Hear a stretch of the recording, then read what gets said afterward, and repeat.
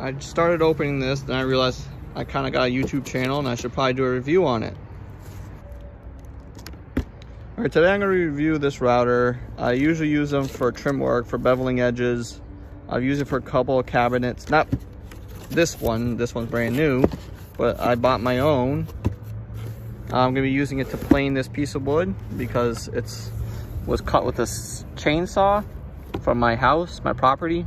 I want to turn it into a tabletop, and instead of using my father's tools over and over, I bought my own.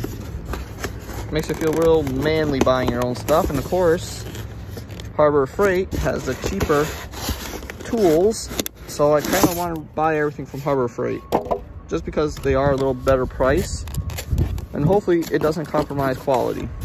I wonder what's in here. Okay, the brushes, are these replacement? They should already be in the tool. Yeah, they're replacement brushes. Oh, cool. Yeah, I'm gonna have a lot of dust today, so I might need to replace it today. Who knows? All right, it comes with this part, which is for right in here.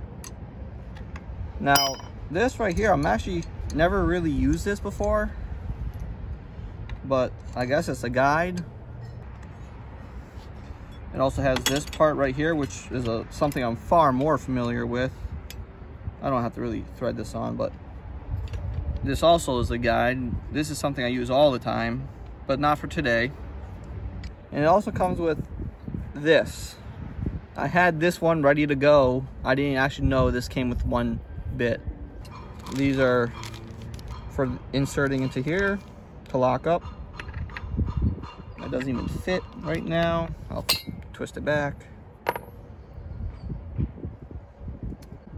Anything else I'm missing? No? Whatever. Take this out.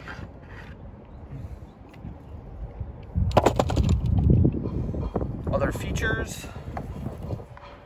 I mean, it's like any other router out there. I mean, there are some that suck. I was looking at them. I don't know if this is seen on off camera. Jeez. The wind is blowing my camera. Usually you plunge it down and you lock it in place with this. See, it's locked. I lift up, it extends. This right here is pretty cool. A little face guard for the dust, for the chips flying off, so you can look and view what you're cutting. My last one did not have this, or if it did, it was just taken off. But this will probably last a little while before it breaks. Could always probably switch it out. That's pretty cool. Glad it's there.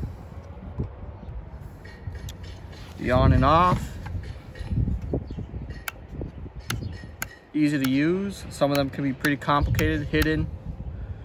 Some of them have like safeties to them. I hate safeties.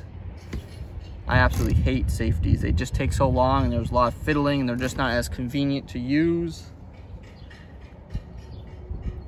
You'll see me take a lot of safety equipment off of tools. But remember, when you do that, you proceed at your own risk. Okay, so originally I was gonna put this on and then screw through those holes, put screws in there, but it's a little too thick for the board. I don't know if the sun's blaring, but it's too thick. Like, that drops below the board. So instead of putting a 2x4, I just wanted to keep this thin pine because I can get the blade to drop lower. See? I need it to drop quite a bit. So instead I screwed it in place, and yes, this is my table. It is not level. It is on a picnic table that's not level. None of this is leveled. In fact, there's high and low spots just amongst my scaffolding. This is not a how-to on how to make a tabletop flat. Unfortunately, this is more of a review on the tool. Although, this is the intention to make this a tabletop. Although, I'm probably gonna get yelled at for how sloppily of a job I did here. So, let's get started.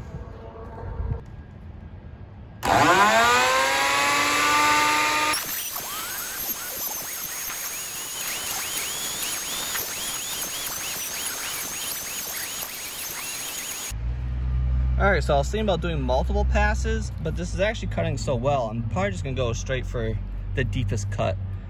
and just do it all in one shot.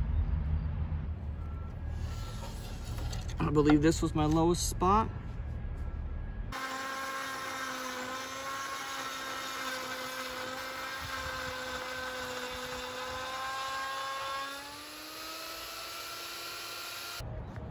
Give you guys a closer look. I just cut, this is packed, like really packed. That's why it was slowing down like that. There's nowhere for this dust to go. Like, it's almost like wood again. But you can tell from here, where I can get it up, how deep that cut, see? And I'm pretty sure if this wasn't my first pass, it would cut into this without even slowing down. I'm just pushing it, really. I know better. I'm just trying to push in. Well, let's keep being aggressive.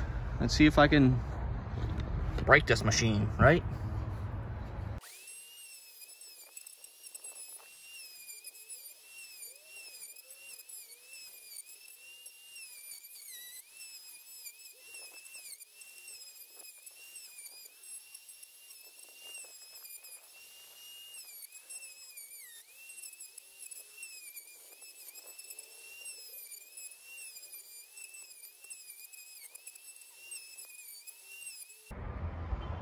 Look how deep that's going.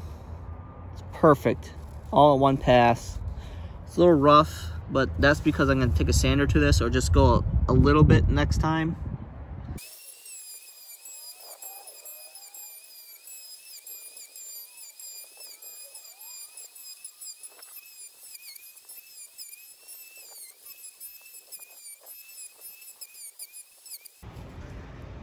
I got a little better towards the end, a lot less little burn marks, a lot more even. If I was to do it again, I have a new technique. This video is about this, not my project. If I got more tables built, I would probably do one about how to build one of these, but I'm not gonna do that right now because I got a lot to learn. But as far as routers go, this is really good. I highly recommend it. It's held its power. Even with my stupid plunges, even all the dumb stuff I did, it was doing very nicely. Any problems was with me and not with this machine. Except for this little pain in the butt lever over here that I trigger all the time. See it? That's the only thing. Look at all the work this tool did. Piles of dust. It's all over the floor. All over the table. Well, I'm not going to clean it up. I'm just going to let the wind do its job. Once again, it's not about the wood, but it looks amazing. Same direction with it.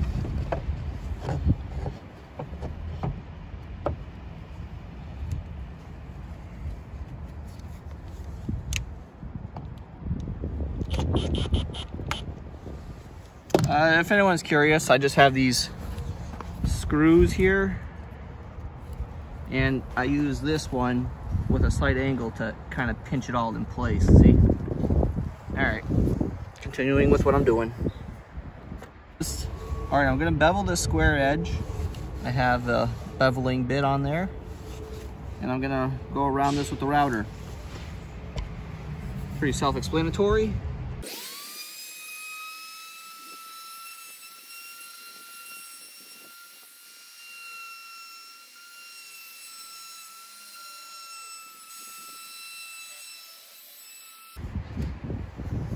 Very nice.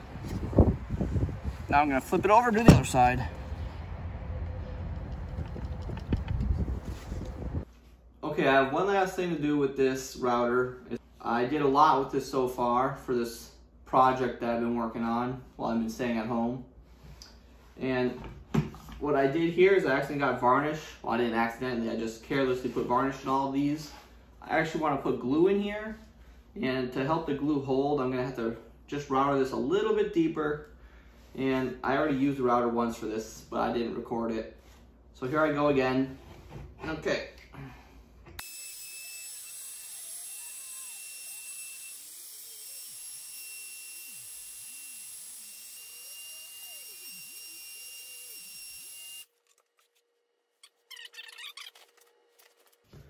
So to sum this all up, the Chicago Electric Power Tools, this router that they made, this professional router, is really, really good. It also came with its own router bit, although you're probably gonna have to buy a kit because just one is not gonna do all the things you need it to do. It would have done this planing on the tabletop, but it would not have beveled the edges of the legs. Like I beveled these, I beveled all this. I used, like it could trace this out, but it doesn't have the wheel for tracing. So you can't use this as a tracer, but you can use this as a planing edge. You can use it for making notches, like how I notched these in. So you can use this bit for a lot, but you're probably gonna have to buy the kit, just not one bit. But assuming you already have the bits, this is a really good tool. They do have the adjustments for different sizes. See, this is for different sizes. It belongs right inside of that thing. Obviously came with this. It came with spare brushes. I'm gonna have to put these somewhere safe because I'm assuming it'll be a long time before I need them. And the 2 guide rails. I will probably be using this a lot for custom cabinets. This was just a fun project for me to do. Really came out great.